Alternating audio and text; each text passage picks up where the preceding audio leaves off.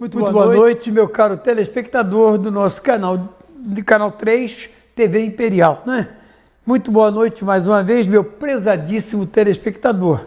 Estamos iniciando mais um programa que tinha tudo para que pudéssemos discutir as questões petropolitanas, sobretudo a partir de agora, com a proximidade das eleições municipais do ano que vem. Quando eu digo proximidade das eleições, me faz logo recordar de imediato um assunto, que é o voto que a gente tem dito por aí, que é o voto distrital misto, que pelo andar da carruagem está me parecendo que não vai acontecer, o que é um absurdo, porque já foi inclusive aprovado, não é? E a gente sabe perfeitamente que pelo menos nas eleições municipais, o voto, esse tipo de voto, que é o voto distrital misto, é o tipo do voto que poderia ser muito interessante, e é muito interessante para todos nós. Por quê? Porque no distrital misto, você teria a perspectiva, a possibilidade de dizer o seguinte: vamos admitir que em Petrópolis hoje nós temos uma Câmara Municipal com 15 cadeiras, 15 vereadores. Há quem diga que talvez até o ano que vem nós tenhamos uma ampliação dessas cadeiras, partindo para 21 cadeiras. No meu entendimento, são 21 cadeiras cuja possibilidade é de você distribuir essas 21 cadeiras por todo o município de Petrópolis. Então eu diria assim, quem mora na posse teria seu representante, porque em Pedro do Rio também teríamos um representante, também em Itaipava, também em Nogueira e Correios, e vai por aí. Então quando chegasse aí em cima, você teria Cascatinha com Carangola, Muzela com Bingen, Valparaíso com Quitandinha, Alto da Serra com Morém. Por quê? Seriam então que os distritos eleitorais. E aí, qual seria a vantagem disso aí? No meu entender, eu acho que seria assim: sabendo que foi eleito fulano de tal, e ele foi eleito porque no seu bairro, onde ele mora, ele foi eleito naquele bairro. Muito bem. Aí tem a vantagem da gente saber que ele vai ser uma pessoa que mesmo no seu gabinete, lá na Câmara Municipal, ele terá condições de receber os eleitores daquele bairro. Aliás, a essa altura, já não seriam os eleitores, mas seriam os moradores daquele bairro, que vão lá buscar, não os seus interesses, mas buscar a maneira pela qual o vereador teria que correr atrás, né, naturalmente, para resolver as questões municipais de cada bairro, no caso de cada distrito eleitoral. Acho que essa história do voto distrital, quando chega nas assembleias legislativas, é que já fica um pouco complicado. Por quê? Porque nós temos municípios no estado do Rio que possivelmente não teriam condições sozinhos de terem seus representantes na Assembleia. Até porque tem uma coisa engraçada: nós temos 92 municípios e a Assembleia se compõe de 70 cadeiras, que significa que nós teríamos aí 22 cadeiras sobrando. Mas tem uma outra dificuldade, que você pega, por exemplo, o município do Rio de Janeiro, onde é a nossa capital, você teria, representantes, por exemplo, da Zona Oeste, da Zona Norte, da Zona Sul, do centro da cidade. Só aí você está comendo aí, uns 10 ou 15 deputados estaduais. E aí sobraria, naturalmente, assim, por exemplo, Petrópolis com Teresópolis e com Magé seria um distrito eleitoral. Estou apenas colocando, mas não importa, isso tem mais adiante. O que eu quero mostrar é que essa discussão é uma discussão que tem que ser iniciada ontem, não é? Existe uma expressão que diz assim, quam primum, ou seja, o mais depressa possível. E por quê? Porque, logicamente, nós precisamos saber que tipo de caminhada vamos fazer na condição de eleitores, mas também na condição de cidadãos residentes dos vários municípios do estado do Rio. E cada município, naturalmente, vai eleger as suas câmaras municipais. E, naturalmente, essa eleição vai passar, no meu entendimento, pela necessidade até de se saber que os bairros tais e quais estarão representados na Câmara Municipal pelos vereadores fulano e ciclano que se elegeram dentro desse critério do voto distrital. Pois é o teu negócio. Para você que é meu telespectador, né? Eu quero que você, portanto, caberá a cada um dos meus prezados companheiros de televisão o juízo de valor final sobre os assuntos expostos. Primeiro assunto foi esse que eu queria deixar claro, que é o assunto do voto distrital. Pelo menos nesse primeiro instante, acho que o voto distrital pode perfeitamente ser resolvido, assim, cada município ter na sua Câmara Municipal os locais que serão representados por vereadores, que serão eleitos dentro desses colégios eleitorais aí, bairro tal, bairro tal, bairro tal, bairro tal, né?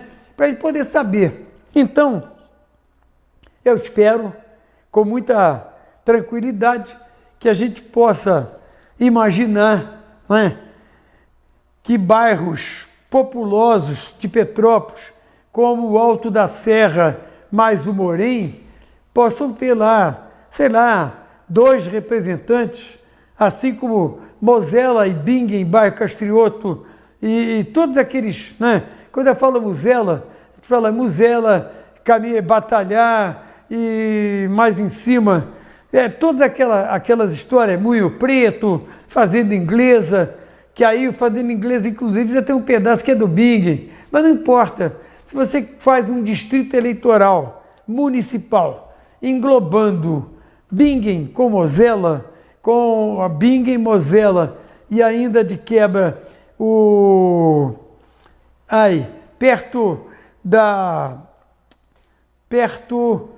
diria assim, Bingen, Mosela, Quarteirão Ingelheim e mais Quarteirão das Bananeiras, toda aquela região ali, não é? Porque você faz então o distrito eleitoral municipal. E aí, cada partido tem o direito de colocar candidatos na disputa, sendo que os votos serão circunscritos àquela região geográfica. Quer dizer, não se imagina, por exemplo, que um candidato que tenha, que seja Mosela Bingen, tenha voto em Cascatinha, que não tem nada a ver. Cascatinha é outro grupo, é outro time, é outra conversa. Não sei se nós vamos ter esse voto distrital dessa maneira ou se vamos ter o voto distrital em que todo mundo pode ter voto em tudo quanto é lugar. Se isso acontecer, o voto distrital ficou, no meu entendimento, completamente prejudicado, acho eu. Em todo caso, vamos ver. Agora, tem um outro assunto que eu queria conversar, que eu fiquei muito feliz, fiquei mesmo, porque quem colocou este assunto na televisão, e aí eu quero até imaginar, foi na televisão brasileira, porque quando nós temos uma televisão como a nossa, que independentemente está aqui, mas ela abrange o Brasil inteiro através do Facebook, não é? e eu chego à conclusão de que algumas coisas que eu disse aqui podem ter sido aproveitadas por pessoas ligadas a outros estados, outros municípios e quem sabe até comovido alguns deputados federais ou senadores do nosso país. Por quê? Porque eu diria o seguinte, quando nós estávamos conversando sobre o Fundo de Garantia por Tempo de Serviço, eu cheguei à conclusão e coloquei para vocês que eu achava um absurdo que fosse feito nas rescisões de contratos de trabalho, que fosse feito um acréscimo de 50% sobre o saldo que já estaria depositado na conta de cada trabalhador, no caso que estivesse sendo demitido da empresa que o havia contratado lá atrás. Muito bem. Por que eu disse isso? Porque se a gente observasse direitinho, a cada mês trabalhado, o trabalhador recebeu o seu salário. E sobre este salário, o seu patrão depositou na sua conta do Fundo de Garantia 8% desse total. Só para facilitar, se o cidadão recebeu R$1.000, ele tinha 8% de R$1.000, no caso R$80, depositado pelo seu patrão em favor do trabalhador. E no mês seguinte, a mesma dinâmica, a mesma mecânica. E aí disse, não, mas peraí, mas quando chegou por hipótese, né, em maio, surgiu um novo salário mínimo. Lógico que o aumento, vamos admitir que este trabalhador que recebia 1.000 e então o patrão depositava 80, ele passou a receber, por hipótese, 1.200. Então ele o patrão passou a depositar 96, 8% de 1.200. Aquele outro que passou de 1.000 para 1.400, não é? Esse aí passou a ter 8 vezes 4, R$112 de depósito. Agora, tinha um detalhe engraçado, é que trimestralmente nós tínhamos que entender que o governo esquece agora o patrão. O governo teria que depositar nesta mesma conta do trabalhador os juros e a atualização monetária trimestral. Por quê? Porque era uma coisa que vinha em função, inclusive, daqueles 0,5%, 0,5%, que era colocado a favor de cada trabalhador em função da correção que vinha da poupança, da conta de poupança, que era outra história, outra conversa. Bom, só que ultimamente aquele 0,5 está em 0,3. Não me pergunte por quê. Porque a essa altura o dinheiro que é gerido ou gerado em favor de cada um na poupança não é mais 0,5, é 0,3, 0,2 e pouco, 0,4 e pouco, é por aí. Mas não importa. Importa que, além dessa história toda, nós tínhamos a certeza de que o trabalhador, ao ser despedido, ele teria na sua conta de fundo de garantia todos os depósitos dos salários que ele obteve durante o seu tempo de trabalho. O que significa que anualmente, a indenização prevista na CLT estaria coberta.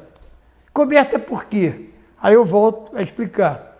Porque se eu deposito 8% de cada mês, ao final de 12 meses, eu depositei 8 vezes 12 igual a 96%. Aí alguém vai dizer assim, não, mas peraí, mas então o cara saiu perdendo 4%, negativo. Sabe por quê? Porque também ao empregado foi depositado 8% do 13º. Então veja, 96 mais 8 é igual a 104%. Que além desses 104, aí eu volto para dizer que o governo também depositou trimestralmente aquela diferença dos juros e atualização monetária. Então, ao final de cada ano, o trabalhador tinha este dinheiro a seu favor. Só que aí, por alguma razão que eu, sinceramente, não consegui alcançar, foi criado aquela multa de 50%, 40 mais 10, para, nas rescisões, se pagar o trabalhador. Aí eu pensei, mas por que isso? Num primeiro instante, eu achei que os 40%, no caso os 50%, seriam uma modalidade, uma forma de dificultar as rescisões. Pode ter sido, mas dificultar por quê? Aí eu vou me remeter a uma coisa um pouco triste. O Brasil teve, no período administrado pelo Partido dos Trabalhadores, o Brasil alcançou a cifra recorde de 14 milhões de desempregados. E aí vem a minha pergunta: será que esses 14 milhões de desempregados receberam os 50%? Que não são 50%, hein? São 40% do trabalhador e 10% em favor do governo, que era um tal de contribuição social que eu não entendi até ontem por que tinha que recolher esse dinheiro. Não é? 40% é do trabalhador e 10% é do governo. Aí eu achei uma graça muito triste, que é uma graça triste, né? Por quê? Porque você vai falar para mim que, além dos 40%, você ainda deposita mais 10% para o governo. Aí eu pensei assim, mas o que o governo tem a ver com uma rescisão de contrato de trabalho, que é uma relação jurídica entre o patrão e o trabalhador? Cadê o governo? Onde é que encaixa o governo aqui? Não sei. Eu realmente não sei. Eu não sabia, como não sei até hoje. Agora, as más línguas disseram que esses 10% haviam sido criados porque, num determinado instante, a Caixa Econômica que passou a administrar o Fundo de Garantia. E por quê?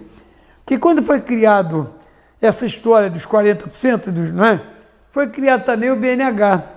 Então você tinha o Banco Nacional da Habitação, a quem cometeria a tarefa de arrecadar o dinheiro do FGTS para que os trabalhadores pudessem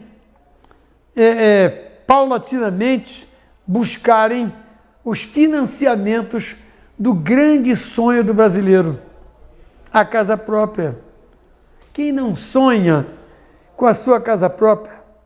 Só que teve uma coisa triste, é que de repente o dinheiro estava sendo desviado, estava sendo desviado porque alguns estados, né, não importa se nordestinos, do norte, do centro-oeste, do sul, do sudeste, não importa a origem geográfica do estado, mas importa que alguns estados conseguiram, via Caixa Econômica, buscar financiamentos para a realização de obras nos seus estados, sobretudo obras que diziam respeito ao problema de água e esgotos de cada estado, que a gente sabe perfeitamente que nós temos até hoje um número grande de estados que não dispõem dessa facilidade ou desse trabalho de captação do esgoto e de encaminhamento de água potável para as residências do pessoal. Mas não importa a razão, importa o seguinte: tirar o dinheiro, financiar para o Estado resolver, palmas, só tem um problema: tem que devolver a grana com juro e atualização monetária. E sabe o que aconteceu? Ninguém devolveu. E ainda tem outras situações agravantes que a gente sabe perfeitamente que foram empréstimos realizados via Banco Nacional de Desenvolvimento, BNDES, né? De dinheiro que foi encaminhado para Cuba, encaminhado para alguns países da África, sobretudo países que tinham aquela verbe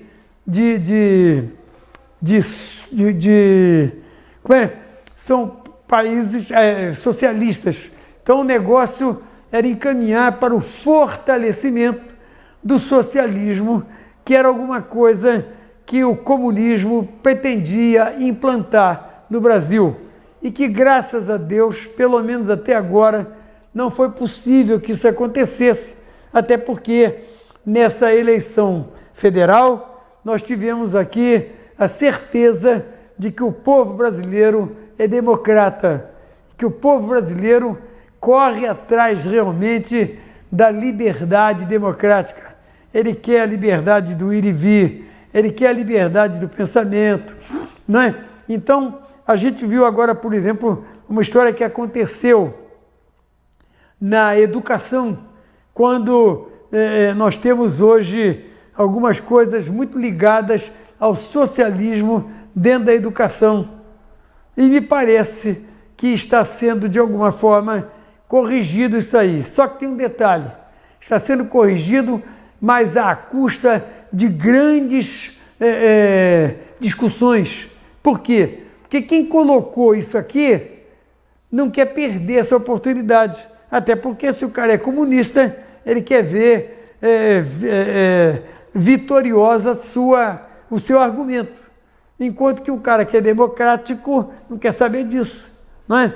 Ele quer a liberdade, ele quer o liberalismo, que é uma coisa que tem lá suas desvantagens, mas tem também uma vantagem muito superior ao socialismo e ao comunismo. A verdade é essa. Mas não importa.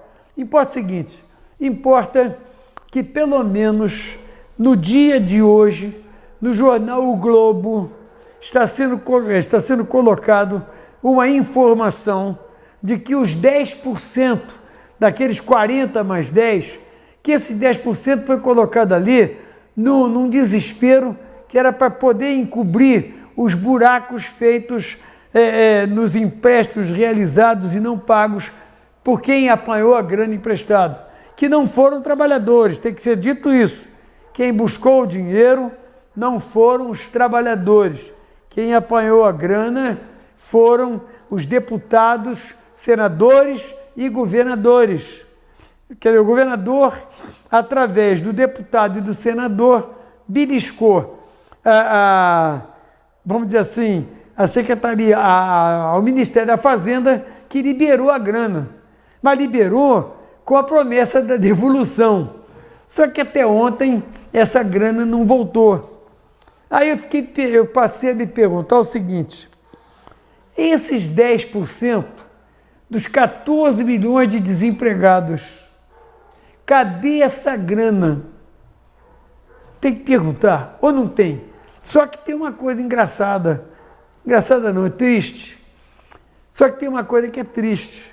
Agora, o governo está pretendendo extinguir a taxa de 10%, fazendo com que apenas 40% seja da obrigação do empregador para rescindir o contrato com o seu trabalhador. O que eu continuo discutindo. Me perdoe, eu continuo discutindo, porque não tem, esse dinheiro já foi pago, não é?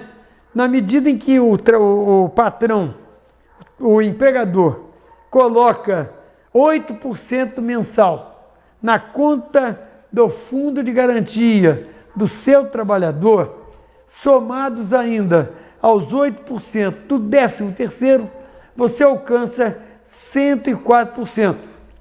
E a gente sabe perfeitamente que a indenização ela é anual.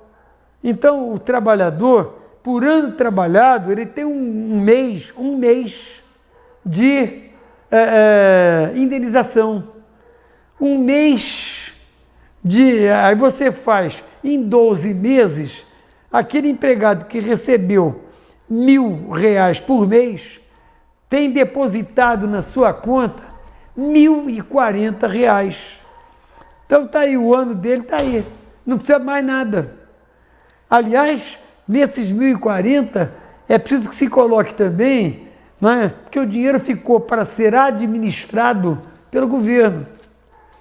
E essa administração implicou em que também fosse creditado na conta de cada trabalhador os juros e a atualização monetária, que é uma coisa que todo mundo cobra por aí.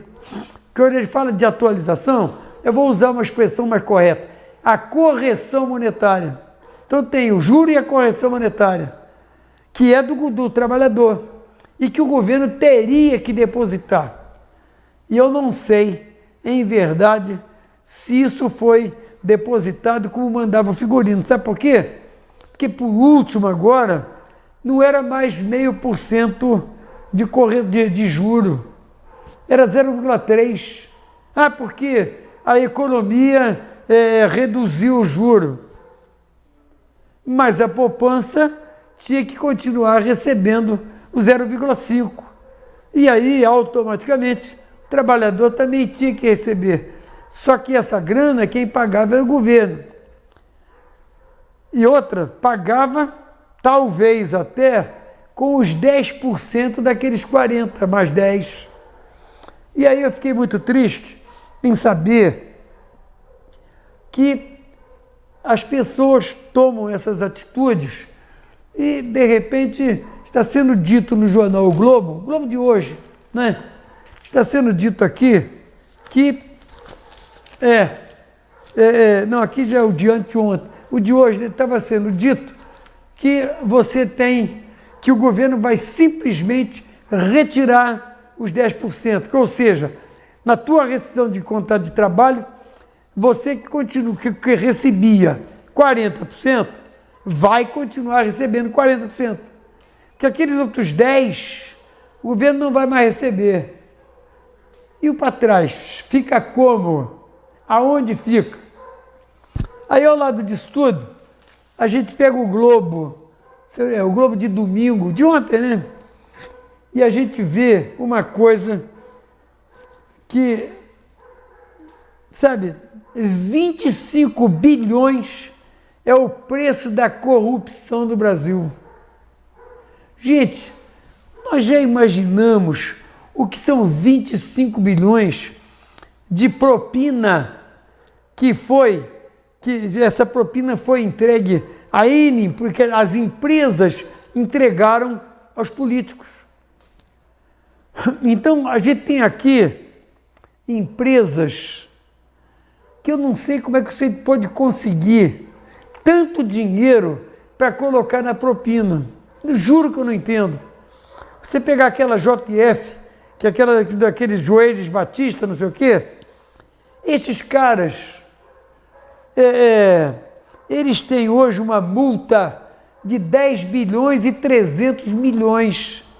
Por quê? Porque foi a multa do dinheiro que eles colocaram na mão dos políticos.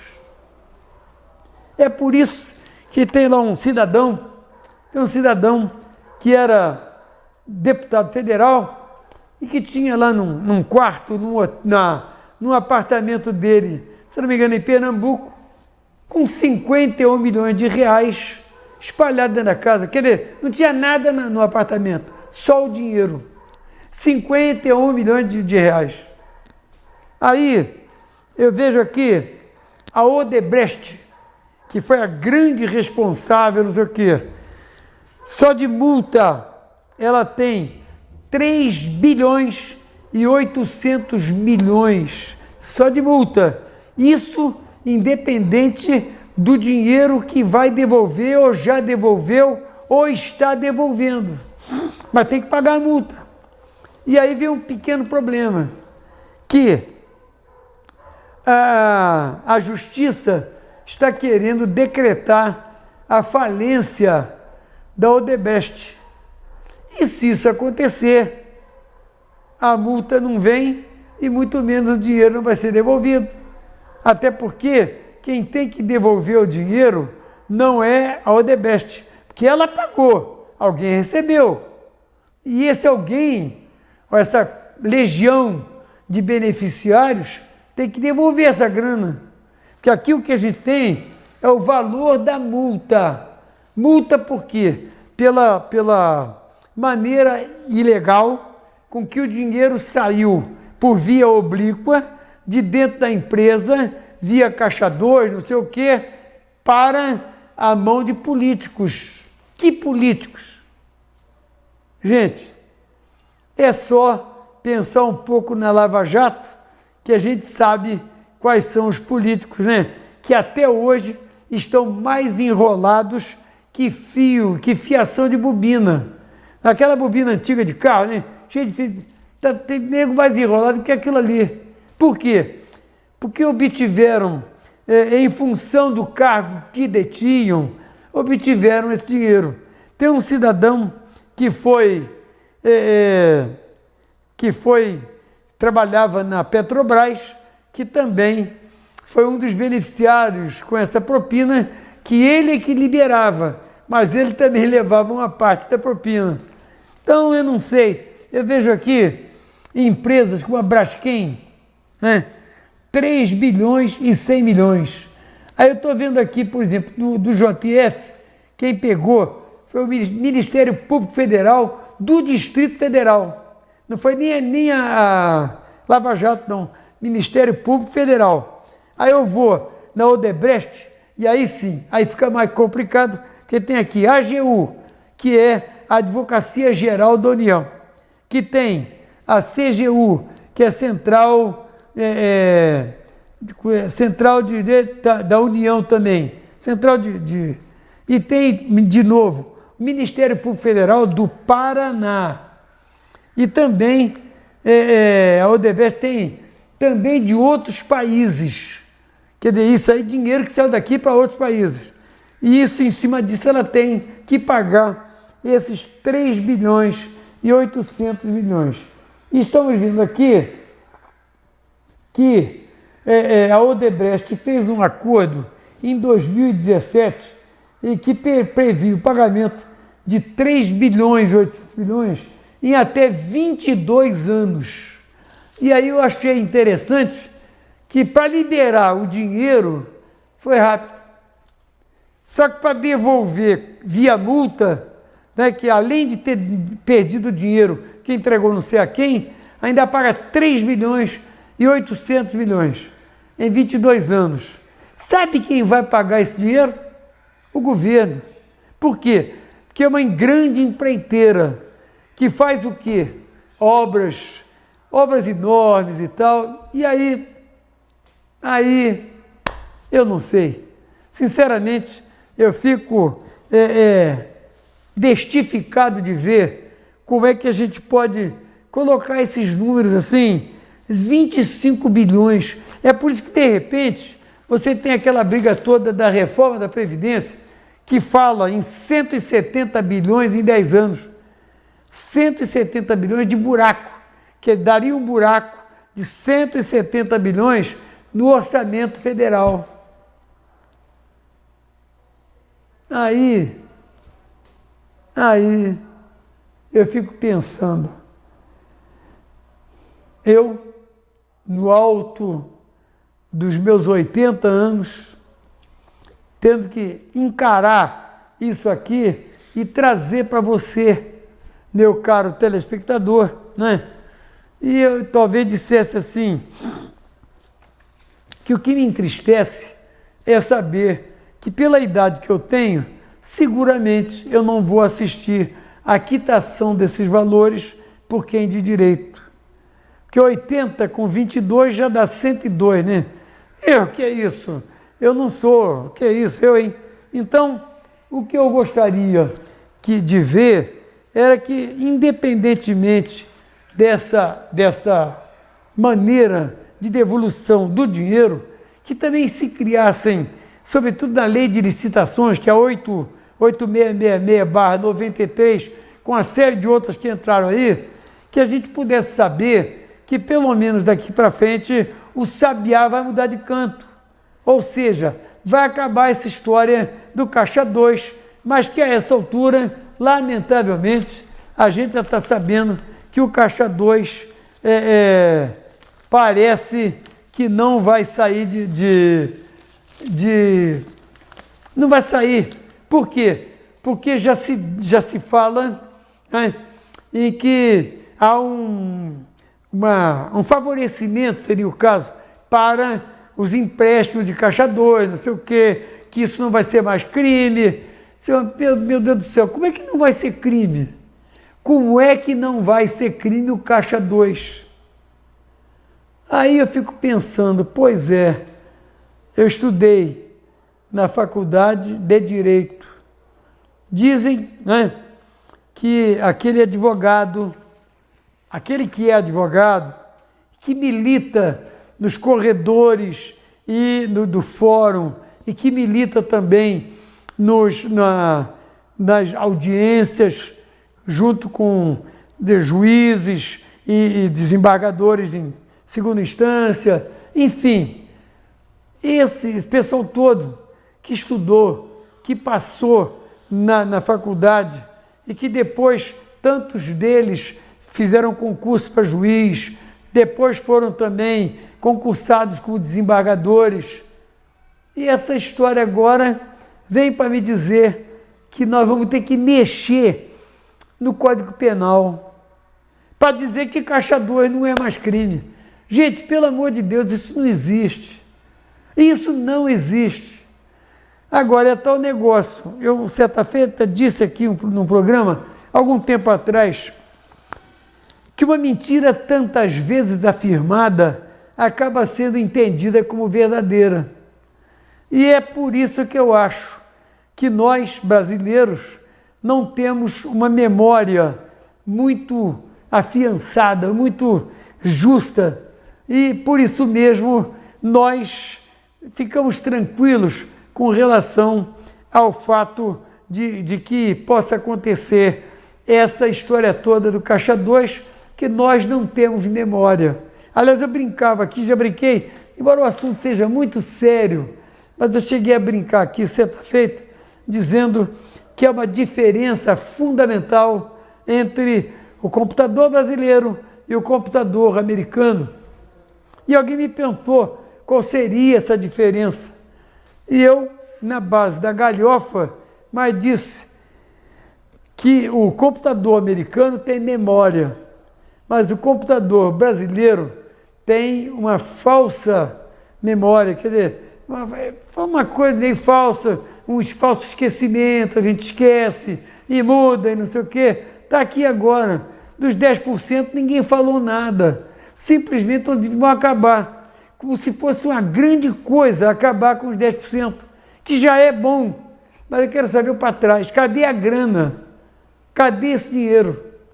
Esse dinheiro foi aplicado aonde? Foi em Cuba? Foi lá naqueles países da África, né? Foi também em algum, sei lá, na Ásia, não sei, na Ásia não deve ter sido, mas não sei. Mas eu digo assim, cadê essa grana? Será que os caras vão devolver? Estão devolvendo? Não sei. Agora, que é um dinheiro tirado do fundo de garantia, não tenho dúvida. Então, gente, com todo o respeito que me merece o presidente Jair Messias Bolsonaro, com todo o respeito que ele me merece, não é?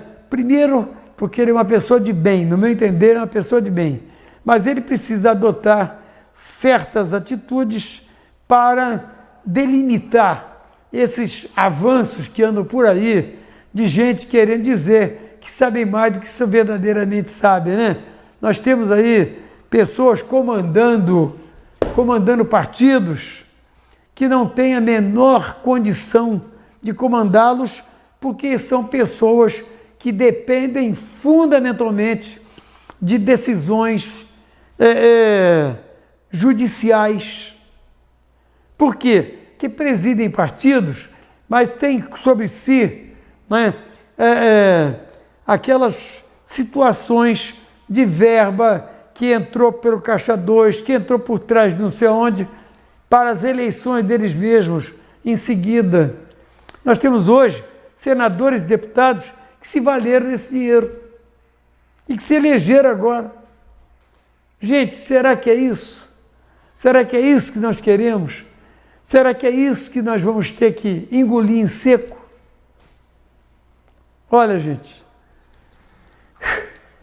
eu canso, mas não desisto.